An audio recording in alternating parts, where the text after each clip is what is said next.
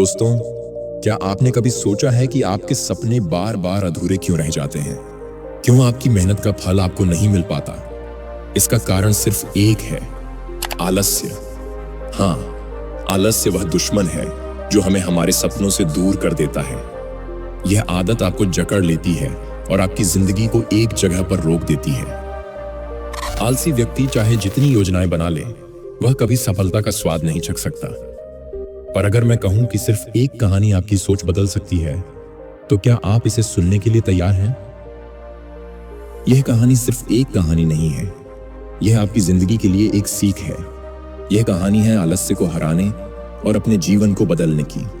तो दोस्तों, तैयार हो जाइए एक ऐसी कहानी के लिए जो न सिर्फ आपका नजरिया बदलेगी, बल्कि आपको आलस्य की जंजीरों से मुक्त कर देगी। क्योंकि याद रखिए, सपनों को पूरा करने के लिए मेहनत करनी पड़ती है और मेहनत के लिए जरूरी है खुद पर भरोसा करना। तो दोस्तों, वीडियो के अंत तक जरूर बने रहे। और हाँ, अगर आपको यह कहानी पसंद आए तो वीडियो को लाइक और हमारे चैनल को सब्सक्राइब करना न भूलें, और साथ ही कमेंट में नमो बुद्धाय लिखना जरूर याद रखें। तो चलिए दोस्तों, बढ़ते हैं इस अद्भुत और प्रेरणादायक कहानी की ओर। एक छोटे से गांव में एक मेहनती किसान रहता था। वह अपने खेत में मेहनत से फसल उगाता था। एक दिन उसके खेत में एक गौरैया आई और उसने वहीं बीच फसल में अपना घोंसला बना लिया। कुछ ही समय बाद गौरैया ने 2 अंडे दिए और फिर उनमें से 2 छोटे छोटे चूजे बाहर आए। गौरैया अपने बच्चों के साथ बड़ी खुशी से समय बिता रही थी। वह हर दिन जंगल में जाती, भोजन ढूंढती और वापस अपने बच्चों के पास लौट आती। एक दिन जब गौरैया जंगल से वापस लौटी तो उसने देखा कि उसके बच्चे घबराए हुए थे। उसने प्यार से पूछा, बच्चों, क्या हुआ? तुम इतने डरे हुए क्यों लग रहे हो? बच्चों ने जवाब दिया, मां, आज किसान आया था। उसने कहा कि वह कल अपने बेटे को फसल काटने के लिए भेजेगा। मां, हम क्या करें? हमें तो उड़ना भी नहीं आता। गौरैया मुस्कुराई और बोली, चिंता मत करो बच्चों, कल कोई फसल नहीं कटेगी। अगले दिन ऐसा ही हुआ, कोई फसल काटने नहीं आया। बच्चे खुश हो गए और सोचने लगे कि उनकी मां सब कुछ जानती है। कुछ दिन बाद गौरैया जब वापस लौटी तो फिर वही हाल था। बच्चे फिर डर के मारे सहमे हुए थे। उन्होंने बताया, मां, आज किसान फिर आया था।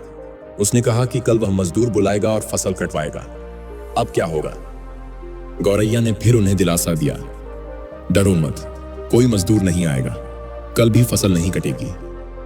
बच्चों ने मां की बात मानी और निश्चिंत होकर सो गए। अगले दिन सचमुच मजदूर भी नहीं आए। गौरैया के बच्चे अब समझने लगे थे कि उनकी मां की बातें सच्ची होती हैं। एक दिन गौरैया जब जंगल से लौटी तो उसने देखा कि बच्चे बहुत खुश थे। वे बोले, मां, अब हमें डरने की जरूरत नहीं। किसान चाहे जो भी कहे, कोई फसल काटने नहीं आएगा। गौरैया ने प्यार से पूछा, आज उसने क्या कहा? बच्चों ने बताया, मां, आज किसान कह रहा था कि दूसरों पर भरोसा कर करके मैंने बहुत समय बर्बाद कर दिया। अब मैं खुद फसल काटने आऊंगा। यह सुनते ही मां गौरैया का चेहरा गंभीर हो गया। उसने बच्चों से कहा, बच्चों, अब समय आ गया है कि हम यह घोंसला छोड़ दें। इस बार किसान सचमुच फसल काटने आएगा, क्योंकि उसने दूसरों पर निर्भर रहना छोड़कर खुद मेहनत करने का फैसला किया है। जब कोई व्यक्ति खुद पर भरोसा करता है और अपनी जिम्मेदारी निभाने का ठान लेता है, तो वह काम जरूर पूरा होता है। मां गौरैया ने अपने बच्चों को उड़ने के लिए प्रेरित किया। बच्चे अब उड़ने के काबिल हो गए थे। वे सब ने मिलकर खेत छोड़ दिया और एक नई जगह पर घोंसला बना लिया। अगले दिन किसान अपने खेत पर आया और उसने फसल काटनी शुरू कर दी। दोस्तों, इस कहानी से हमें यह सीख मिलती है कि जब तक हम दूसरों पर निर्भर रहते हैं, तब तक हमारे काम अधूरे ही रहते हैं। पर जैसे ही हम खुद पर भरोसा करते हैं और जिम्मेदारी उठाते हैं, तो सफलता हमारे कदम चूमती है। आलस्य से बचें और अपने काम को पूरे समर्पण और मेहनत से करें। याद रखिए, आलस्य सिर्फ समय बर्बाद करता है और हमें असफलता के गर्त में ले जाता है, लेकिन आत्मनिर्भरता और मेहनत वह सीढ़ी है जो हमें हमारी मंजिल तक पहुंचाती है। आज ही आलस्य को छोड़कर मेहनत की राह पकड़ें अगर आपको यह कहानी पसंद आई हो और इससे आपको कुछ प्रेरणा मिली हो तो इसे अपने दोस्तों और परिवार के साथ जरूर साझा करें, क्योंकि प्रेरणा जितनी बांटी जाए उतनी ही बढ़ती है। और हाँ, अगर आप ऐसी ही और प्रेरक कहानियों से जुड़ना चाहते हैं तो हमारे चैनल को सब्सक्राइब करना ना भूलें और साथ ही कमेंट में नमो बुद्धाय जरूर लिखें। तो दोस्तों, मिलते हैं अगले वीडियो में, तब तक के लिए अपना ख्याल रखना। धन्यवाद।